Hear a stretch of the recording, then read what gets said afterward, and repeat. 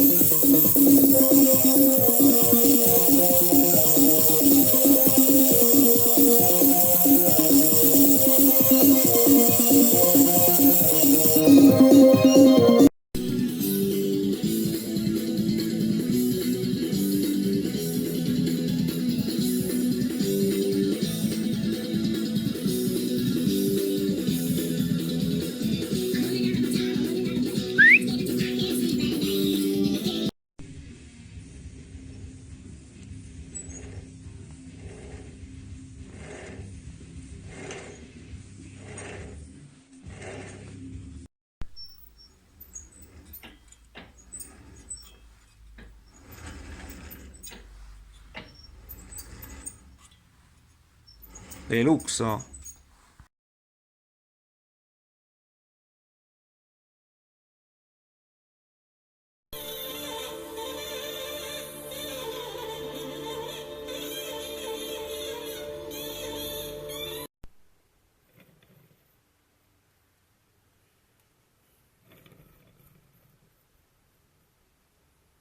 Questo progetto era nato con un carburatore 17,5, cioè avevamo deciso di fare con il carburatore 17,5. Vi spiego, questi carburatori vi può venire anche bene, nel senso che può andare anche bene per un periodo di tempo anche limitato. Niente, ha un sacco di problematiche. Per fortuna l'amico Mancio ha detto: Anto, ma l'hai controllato il carburatore? Perché questi pisciano. No, non l'ho controllato. A metà della lavorazione stavo mettendo stucco per fare un cornetto di tipo Venturi. Mi sono messo lì e l'ho controllato. Niente, ragazzi, da buttare. Piscia benzina dal troppo pieno, da qui non va bene. Quindi abbiamo subito tolto sto carburatore di mezzo. Si farà fare il rimborso dalla Cina, l'amico Emidio, e l'abbiamo buttato. Abbiamo preso questo qui. Questo è un PHBG 19 serio, con la ghiera sopra, questo comando qui a rotellina dell'aria e regolazioni a destra. Questo è un carburatore serio, gli ho fatto un cornetto Venturi, fatto in resina, già sperimentato su altri carburatori, sui 13, e tiene benissimo, non dà problemi. Per precauzione non l'ho verniciato, sarebbe diventato più bello esteticamente, perché non vorrei che la vernice poi prima o poi si decomponga e vada a finire dentro il motore, quindi l'abbiamo lasciato così grezzo, cioè lucido benissimo, specchiante, però color grezzo. Poi durante lo smontaggio è subentrato un altro problema, albero motore che non andava bene, quindi ho preso un altro albero motore che in questo momento sta qui, ho fatto l'anticipo e il ritardo su misura per questo motore, quindi ho riportato materiale sulla spalla che aspira e poi è stato tolto. È anche equilibrato l'albero. Il volano è stato tornito, abbiamo tolto la mezzaluna del volano electronic perché poi è stato portato a zero questo volano qui, e adesso ha un peso di 1168. E quindi ragazzi non me la sentivo di andare oltre, perché qui si vedono già i segni dell'aggrappaggio dei magneti nella zama, quindi mi sono fermato qui. Sembra grezzo, però ragazzi è stato portato a zero, si ferma sempre. Poi c'avevo un po' di bomboletta gialla e gliel'ho fatto così, perché il ragazzo c'è il motorino nero e giallo, quindi dico, mo gli faccio il volano giallo. Niente, questo qua è stato portato a 1168. Mettiamo qua.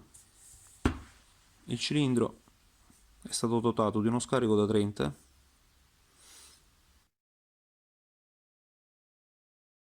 i booster, tutto. Questo è il cilindro, ragazzi. Purtroppo per il fatto dell'electronic siamo limitati, non potevo allargarmi una cifra con i travasi perché già siamo arrivati a filo del rasoio. Vedete qui lo sfondamento, qui c'è tutto lo sfondamento e stiamo sul filo. Qui c'è un segnetto piccolissimo di volano, però ho provato con il volano stretto, con la frizione, ci ho messo in tiro con i cuscinetti prova e va bene, gira limpido adesso. Qui abbiamo sfondato un po' per la valvola. Questo è il collettore. Il collettore è stato fatto la valvola, tutto a posto. Sono state fatte due spine di centraggio per non avere problemi con la guarnizione un domani, perché poi la guarnizione si può montare un po' sfalsata, quindi con le spine va di lusso, anche se non servivano perché c'era la conicità delle viti, però comunque leggermente si può spostare sempre. Queste sono i carter speed e la testata pure è stata lavorata, è stata fatta d'incasso. Ecco qua. Questo è stato chiuso il decompressore con una vite in acciaio normale, in ferro, e basta, e c'è tutto pronto. L'accensione è sempre originale a magneti, no? Abbiamo detto già. E adesso questo motore verrà chiuso. Mi fisso il carter con la morsa, però senza fare contatto diretto tra alluminio e acciaio, perché altrimenti il calore dell'alluminio riscaldando si trasferisce qui e questo non si riscalderebbe mai. Invece così proteggiamo l'alluminio e in più isoliamo per far rimanere il calore sull'alluminio e scaldare al più presto l'interno, la sede del cuscinetto.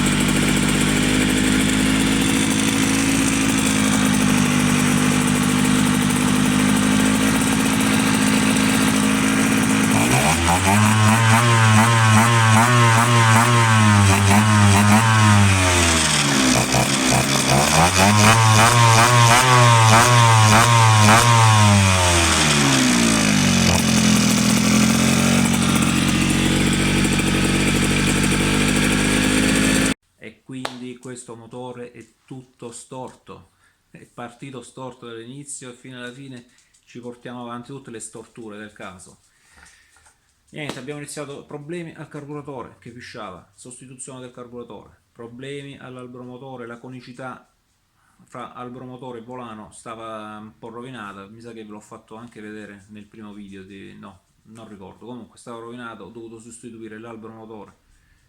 Quello che ho trovato era stato anticipato troppo, quindi ho dovuto apportare materiale sulle spalle e poi tornirlo, perché ho preso il tornio, non ho fatto pubblicità, però ho preso il tornio, sono ignorante ancora, sto imparando a usarlo, quindi con tutte le difficoltà del caso.